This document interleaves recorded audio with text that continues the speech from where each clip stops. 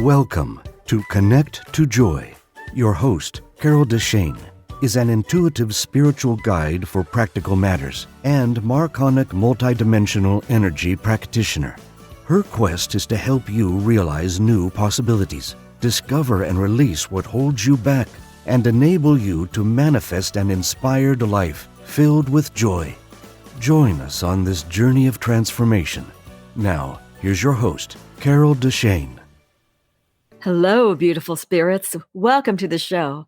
I'm Carol DeChaine, and my passion in life is to help you find your joy, to release what holds you back, and assist you to quantum leap your journey of self-discovery. I'm an intuitive, certified in life and business coaching, and a multidimensional energy light worker. So if you're ready to start creating that life you've always dreamed of, that you deserve, let's have some fun and let's get started right now. Hello there. Living your limitless life is about doing what you love to do and being your best self and even loving yourself. Finding your joy, about all those types of things. That's why today I'm going to be doing a podcast about, is it time to have your own business? Because sometimes we're kind of pulled in different directions. You have your day job or your night job, whatever time you do it, the one you make money at, and then you have what you love to do. Sometimes what we love to do is considered a hobby because maybe we don't make money at it, or maybe we make it a little bit of money or it's on the side and we don't think of it as our main source of income. And that's fine. But what if it could be your main source of income? It's something to think about because doing what you love is doing what you love. If it is your day job, so to speak, that's great, and it might be exactly what you want. But if you have a hobby or something that you do on the side that you enjoy, that you feel like you give your heart to, or that you much rather be doing than your day job, really think about this as a possibility. Could it be your business? Could it be what you do to make the main amount of money? If you're tired of the grind, how do you step out of it? These are the things we're going to be looking at today. And then next week, I'm actually going to be doing the step-by-step things you need to really look at in order to be able to make your hobby or anything else that you do on the side your business. All the nuts and bolts about licenses and all those sorts of things, because not only have I been a paralegal for a number of years and dealt with some of the corporate issues, being in California though, not in the rest of the country, but still, I know the kinds of questions to ask yourself because I've also, of course, put my own business together. And I want to help you not have to redo and rethink and reinvent the wheel and try and figure out all the different things and all the different pieces connected. So that's next week. This week, we're going to be looking at making the decision. Is it time to make the move? Is it something you want? So we're going to kind of figure that out today. If you're tired of the daily grind, as they call it, maybe it is really time to look at this seriously. And I've helped a number of clients do that, so I'm going to ask you some of the same questions that I asked them. First, right now, how are you balancing your day job with your hobby? Are you finding that it's a piece of cake, that you really enjoy doing the stuff just for a couple of hours, or maybe you do it full days on weekends? That's what you consider your hobby? Or do you find that you really don't like going to work because you really would prefer to have what your hobby is, and I'm calling it a hobby, but anything you do on the side, to have that during the rest of your life? If you had enough money, or let me put it another way, if money didn't matter, which one would you be doing to pass the time? Do you really enjoy your hobby? Or do you prefer your work? Or maybe you like doing both and you really don't want to switch. Perhaps it's a good balance to have more hours in the hobby than you currently are and maybe making some money there and doing less hours at your day job, but still having it if you like it. Something to think about. These are all going to be questions that are only right for you. Only your answers matter. There is no right or wrong answer. It's just what feels right to you. So the first question is, do you want to make what you do on the side your main job? And how many hours would you like doing that compared to what you're doing? Do you want to wait, if you're close to retirement, do you want to wait for that and then let go of the day job and really kind of let her rip and go for it. Go for that hobby. Spend as much time as you want doing it. There are a lot of choices. Sometimes you can do a little of both, but then the question is, if you don't want to wait, maybe you're only 40 or 30 or 20 and you go, I'm not waiting 20, 30, 40 years to enjoy my life, and more power to you. So what do you do? Well, first, how do you make that transition? Do you have any idea right now? Really look at it, because that's what we're going to be looking at today. How do you make the transition? How do you get over those fears? Because there's a lot of fears usually connected to letting go of a known source of income and going to maybe an unknown source of income. You might have some past experience with making money at your hobby, but is it enough to really make a difference? Many, many people choose to continue their day job and try, but get more and more hours in what I'm putting quotes around the word hobby, and try to make a go of it. And for a while, if they do have difficulties in startup, that might make them feel more comfortable. So they have less fear about trying to make it work if they don't actually let go of that day job. Some people start letting go of hours, if they can, at what they do to make a living, in order to shift what they're doing to make a living, to have more fun, to enjoy what you're doing more, to feel sometimes perhaps it is like you're making a difference. Really, though, think, and I'm asking you to kind of daydream and just dream about what you want to do. Because the more details you know, the more you can expand it, really refine what you want to do. The more you'll know when you want to do it and how comfortable you are with shifting what you're doing. For example, I had a day job where I was working 7 hours a day with an hour for lunch. And then I started taking classes. I didn't quit my day job. I needed it in order to take my classes. And I took classes. I got certified in life and business coaching. So that's another thing in that dream. Do you need to go back for schooling? Do you need to get certifications or licenses? What do you need? So really think about the schooling aspect. When you're daydreaming about this, really, it's more of a kind of a planning daydream, because you know once you get all of this put together for the plan to move forward, that action plan. But think right now about what it is. So for me, I got certified, like I said, in life and business coaching. Oh, I went to classes for intuitiveness because I felt like I wanted to pull it out of me more and to get much more comfortable with connecting to my source, and I did. So while I graduated, it's not really a certificate or anything. It was something I just needed for me to be part of it. I was already a Reiki master, and at some point I decided to go ahead and switch modalities, and now I work with Marconics, and I'm not only a practitioner, but I'm a teacher, and it's something that really raises your vibration up. And those were things I wanted to do and were really important to me. So what do you really want to do, and what is really important to you? Really look at that. Refine the details, because I didn't want to be a teacher. I knew that right at the beginning. So all I wanted to do was to work with clients. And then things started shifting. So allow your dream, as you look at it, to shift. You might really be surprised at what you want to let go of. Having been an actress for years and years, since high school, I won't say how many years, I love being on the stage. Even though it makes me a little nervous, I love being other people and singing, but I'm out there going, what do I want to do? Well, I never thought I wanted to speak as myself because I got hives every time I did. Literally, I broke out in pink splotches. But what am I doing?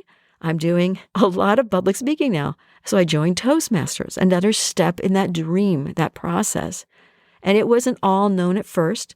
So don't worry if you don't have all the pieces of your dream. Simply start feeling through it.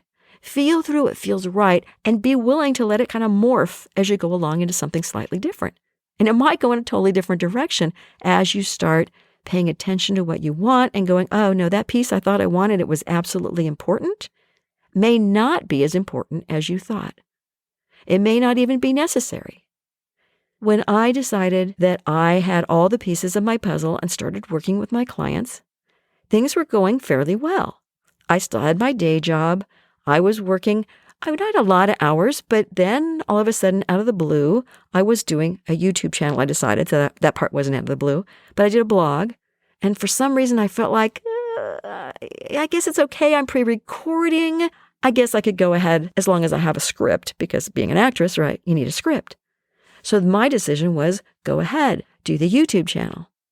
I can pre-record. I don't have to do it live. Great. And Toastmasters helped so much with that. But the question is, was that all I was going to do? And I went, yeah, that was it. That was my dream. That was it. And then all of a sudden, because I want to get the word out, I wanted people to hear what I was talking about in case it helped them, because that was part of it. I mean, it was free for them to listen. Maybe they'd want a life coach, maybe they wouldn't, and that was all fine. But my whole reason for getting it out there was kind of a gift to humanity to see if I could be of assistance. And then, of course, the coaching brought me money. The energy work brought me money. And the intuitiveness brought me money.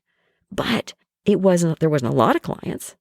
I did a lot more work of giving out the free stuff. And you do that sometimes. So you have to decide, that's my way of advertising. Does it work well? How many people are listening? Make those decisions as you go through, and don't be afraid to shift. When I got the request to be part of a radio show, I was like, it costs a lot of money. It's pre-recorded, so that part was good. But an hour show was a lot to put together. I wasn't really ready for that, but I jumped in anyway. Like I said, the dream shifts. And then when I said, okay, I've done 39, I think it was, episodes, or maybe more than that, I thought, it's time now to shift again, to shift to something less expensive, to go into podcasting, which is also, you do all your own work unless you get some help. I'm only telling you this because I want you to see how things shifted. And then I ended up being a teacher of Marconics because, again, things shifted. You never want a dream to stay static. You want to make sure when you're thinking about all these opportunities and things you could be doing with this hobby or with this idea of what you have, that you allow it to shift and morph and grow. And as you're putting it together, all sorts of information may come to you. You may look for it on Google or YouTube and do a lot of research. What do I need to do? How can I do it? Find a mentor if you can, when you're looking into it, who's already been there, done that. That's why so many classes are so good. You can find podcasts forever on how to do everything, as well as YouTube videos. So make sure you really think through what you want. Go with your heart, but really think it through as well. And then connect to your heart to say, does this feel right for me? You might go, I don't know if I want to do that. Then look into it more. Don't necessarily say, nope, then I'm not doing it. Look into it. Maybe there's more information and your mind goes, but this sounds like a good idea. And your heart goes, But then you look into it and you go, oh, now I have more information. Yeah, I am excited about that. And that's what happened with the teaching part of my life purpose. This isn't about life purpose, but it really could be. Because if you have something you love to do that brings you joy, guess what? That could be your life purpose. Even if it seems like it's not, it could be. So what happens when you get to the point where you think you know what you want to do, where it's clear in your head, and you don't have to overthink it forever, but really feel into it? Write it down. If you can, if you feel like that's going to help you, a lot of times people can create something and make it happen sooner if you can see it in print. And there's something about handwriting versus typing, although they both work. Write it down or you type it in, and it's almost like it's creating and manifesting while you're doing it. And ask. If you meditate, if you pray, if you just sit there and be quiet for a moment, okay, universe, God, Christ, Buddha, whoever it is you talk to, say, show me how to get from here to there. Show me. Because so many times that's all we need is to say, I'm ready. And when you say, I'm ready, this is what I want, things start happening, believe it or not. And this isn't all about woo-woo stuff. It's just truth. Because I've seen it happen again and again to me, to my clients, to friends, where you ask seriously and you go, this is what I want, show me how to get there. Things start opening up, information starts flowing, opportunities show up you don't expect. So don't be surprised if once you make up your mind, I want to move, even if I don't know how. If you make up your mind that way, things are going to start happening. Now, the next thing that I want to talk about is to realize that when you start getting ramped up, you're going to have fear of some sort, more than likely. I'm making up this percentage, but like 99.99% of the people are going to have some sort of fear, because usually it's about money. How am I going to pay my mortgage or my rent? How am I going to do this while I'm ramping up this new business that I want to do, even if it is a hobby in the past? How am I going to make the transition? How am I going to pay my bills? How am I going to bring money in? How am I going to get the word out? Now, if you've done it long enough as a hobby and you have already a bunch of clients, it might naturally fall into place. Doesn't happen too often, but I've heard stories, and I love when that happens. But realize that you might have other fears as well you're not even aware of. What happens if you're afraid, of course, of failure, of not making it? What are the worst fears you could have? Losing your home, being homeless, not having any food, losing your family because they all say, "What are you thinking?" and they walk out or kick you out. I know there's a lot of fear out there about this because it's normal. So don't feel like you are not being in your best self when you have that fear. It's just normal. We're human beings. Don't beat yourself up. But know that there are all sorts of fears that could come up for you, not just those two. Maybe you're afraid of what people will think of you because, oh my God, you're leaving this great corporate job, or you're leaving this job that make you so much money at, for what? And how much money can you make there? Don't worry about that. That is something that is what other people think. You just have to concern yourself with how you would react to it, how you'd feel, because it can really wear you down when you let other people get to you. When other people tell you they're disappointed in you, they tell you, "What are you thinking? What are you, an idiot?" If you hear that enough, it's hard to keep your balance and your perspective of what you want in this positive vein. So you may not want to tell anybody about this at first. Find a way to make it work. Step out. Just say, "Hey, starting a new business." Don't go into details unless you feel really comfortable. And maybe you only talk to certain people about it. Now, if you're single, there's a lot less people that you need to be concerned about. Although friends will say all sorts of things, some will be really there for you, and you can talk to them about everything. You can depend on them to be there for you. But other ones, they like to rip you down. They like to tell you you're an idiot. They like to say, "Hey, what are you thinking?" Know who some of those people are. And if anybody starts talking you down, think about, do you want to keep these people in the loop on what you're talking about? It doesn't mean you stop being their friend or their spouse or something. You just want to be aware of how much you talk to certain people. Some people don't talk to anybody until they have all the facts in place. And other people will jump right in and tell the whole world because they want everybody to know what's going on, so that way they get almost their advertising and marketing out by word of mouth immediately before they've even done it, to do some sort of survey with their friends. "What do you think if I do this?" Know yourself. How would you react if they all said no? "Oh, you an idiot? What are you thinking? Why would you do that instead of your day job?" Sometimes you can be a positive person and really, really get down because there's too many people that tell you, "No, no, no," or "You can't do that," or "You're not good enough to do that. It's not a good enough hobby to make money at. You're not that great at it." And sometimes you need to listen to people, see if you can balance what they say, see if it feels right or not, but then try to find a way to let it go. Because that fear, you need to be aware of what kind it is that you face so that you can deal with it. And you can always, besides talking to yourself, you can talk to the mentors I mentioned that have already been there, how they dealt with it.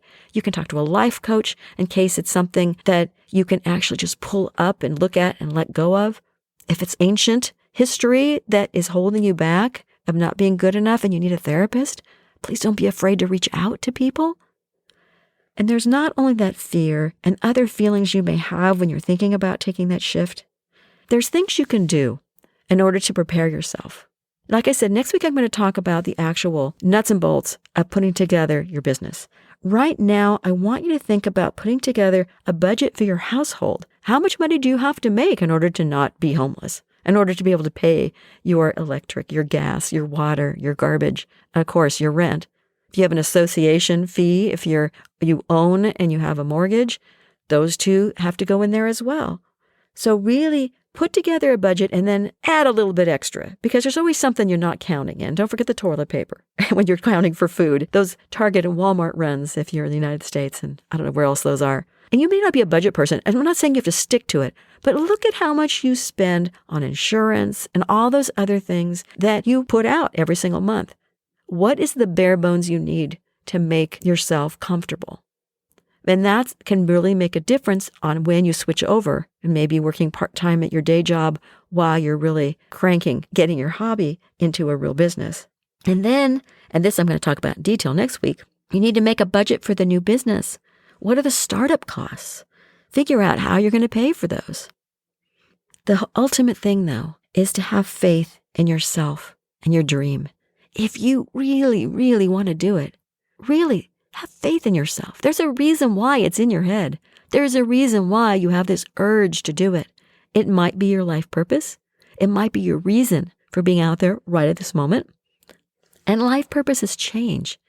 Don't think they don't change, because sometimes in one area of your life, this is what you need to do. And you might find you have 2 or 3 purposes out there, 2 or 3 things that are what you want. And I have a whole show on that, about finding your life purpose, about making it into your business. And there's a lot of different ways of figuring it out. And it's like a 45-minute show for each one. But this time, I'm just saying there's a reason for you having this dream. There's a reason that you want to try and do this. Don't sell yourself short. Have faith in yourself and trust that what you want is something that you can do if you put your mind to it.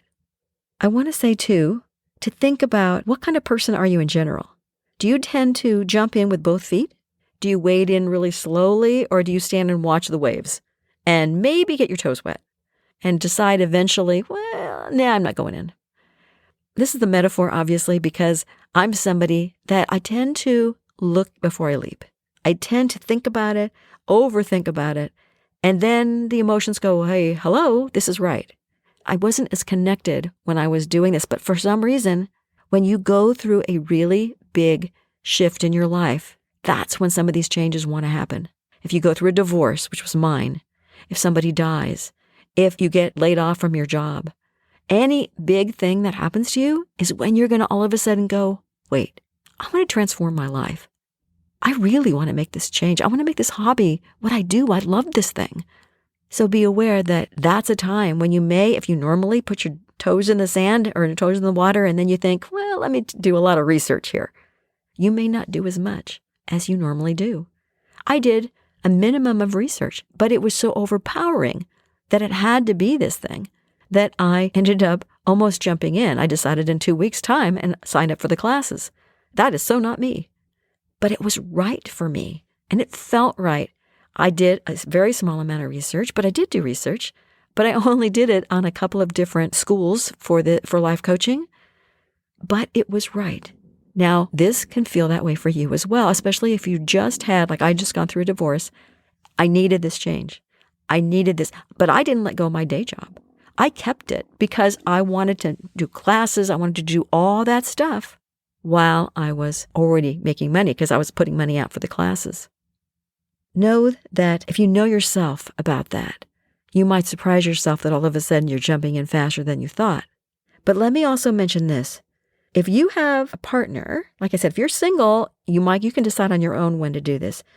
Who are you going into this with? Are you going into this with a partner that's going to be in this new business with you? Do you have a spouse that you need to talk to about that?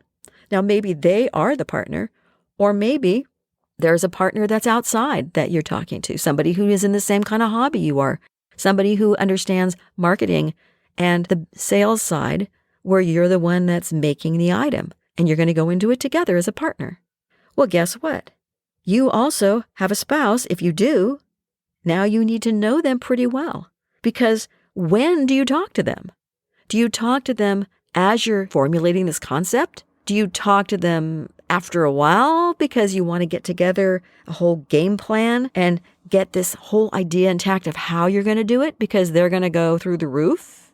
Maybe they're supportive, maybe they're not. Maybe they're scared and they're going, oh my God, you can't quit your day job. How are we going to pay the mortgage? How are we going to get the kids to school? Really, really know yourself. know your spouse well enough because you're going to get some pushback more than likely. But maybe they'll jump in with their whole heart as long as you don't say, I'm quitting my day job right now. This is what I'm going to do. Maybe they will get on board. Maybe they're making enough money so there's not that much fear. Just know. Know as much as you can. Really think about it, because most people know their spouse well enough to know how they're going to respond to a certain extent. Sometimes people surprise us, but not all that often. If you've been married long enough, then you're going to know 90% how they're going to act. I made that percentage up. But you're basically going to know who they are and what they're going to do because you've seen them react to other things. You can tell them little by little as you kind of say, I'm thinking about making this hobby my real job at some point. What do you think? And that's it. And then don't say anything for a few months. Maybe you give them a little bit of information from time to time so they kind of get used to the idea. Or maybe you tell them from the beginning, I'm really loving this. This is really coming to me. It feels right. I don't know how I'm going to do it yet, but can you support me in this? If we can figure out how to do it without having too much of a dip in our earnings. Or maybe it'll be hard for a month, a year, 2 years. And if it doesn't work out, I go back to my day job. Whatever it may be, whatever you feel right. And like I said, sometimes you need to get the whole game plan together and present it and go, here's what I'm thinking. This is how I would do it. And they might be shocked. But if they can see that you've thought it out, maybe that's the kind of personality they are. My question to you now is, can you afford to do this? Not just in your money and your time, can you get this thing ramped up, but can you afford not to do this? How will you feel a month from now, 6 months from now, a year from now? If you reach retirement age, how are you going to feel if you still love this hobby and you've worn yourself out, if that's how you feel, with your day job? Will you feel like you've maybe wasted that time? And sure as shooting, I remember that being my mom saying, sure as shooting, you're going to be sure at some point you're going to go, why did I wait this long? Why didn't I do it when I was younger? I can pretty much guarantee you're going to say that. You may never make this your paying gig, their 100% paying gig, whatever it is that you do as a hobby. But that's okay. You just have to decide how you feel about it, not doing it at all. If you love it, then maybe you keep it as a hobby. You would look at the pros and cons, you look how you feel about it and go, no, I really enjoy what I'm doing. If I made it my day job, I don't think I'd enjoy it as much. I do it and I love it because it relaxes me. But if I had to do it, I don't think I'd like it as much. And then don't let anybody else try and force you into anything you don't want. Because maybe you make fabulous furniture. It may take a long time. You may make other things, like I've seen at craft fairs where I look at things and go, oh my God, this is such an art. It's so gorgeous. And it takes you a long time. If you do quilts by hand, you can never make that kind of money back. Enough to make it worth your while. You won't make a living at it because it takes too long. There aren't too many people that do it by hand anymore. But I'm just saying, think about it. Know yourself and really ask yourself that question. Can I afford not to do this at some point in my life? How will I feel if I let that opportunity go by to do something I love full time? And like I said, maybe you can't do it. Then maybe you can find a way to start out doing full time and then find a way to work smarter and then pull back a little bit and still make the money you need. You may decide that this hobby is great. Once you look at all the details and how you're feeling, you might go, I love it the way it is. Maybe you do a little more part-time in your day job and you find a way to make the hobby earn a little more money for you. Or maybe it's earning enough and you can pull back. Sometimes you also have to think about your medical, your retirement. If anybody is doing retirement anymore, they have 401k plans. Do you need to keep those going for the health insurance and all that sort of stuff? Vacation, getting paid for vacation is great. Taking it off when you're not getting paid for it, something else to think about. Maybe you like to take a couple weeks or 3 weeks and go to Europe or somewhere when we can. If that's the case, how much does all that cost you? If you didn't get paid for it and you had to pay to go, those are our thoughts. Is that something you're willing to let go of? Sometimes after we look at the details, we decide, nope, not going to do it. I'm just going to enjoy where I'm at. Other times you're going to find, like I said, you do a little part-time during the day job, a little more work on the hobby, a little more hours. And then you might decide to just forget it. I'm jumping in with both feet. I had a client who, she talked about it. And we talked about details and a lot of the stuff going to be in the next show. And she said, Oh, yeah, I'm going to. And then all of a sudden, before I knew it, a couple months went by after our last session as a coach. And she told me, oh, by the way, I gave my notice at the office. I went, what? What made you decide suddenly to do it? She goes, it just felt right. After talking to you, I looked at some of the details and we worked out a lot of it together and I'm doing it. It's like, yay. And she loves it. It's what she loves to do. It took a little bit of time to ramp up some of her clients, but she loved it. There's no wrong choices here. There are no wrong choices. And I want you to know that and tell yourself that. It's something that you can do for yourself. You can decide. You have the power. You just also have other people in your life. You just need to think about that and decide, is it time?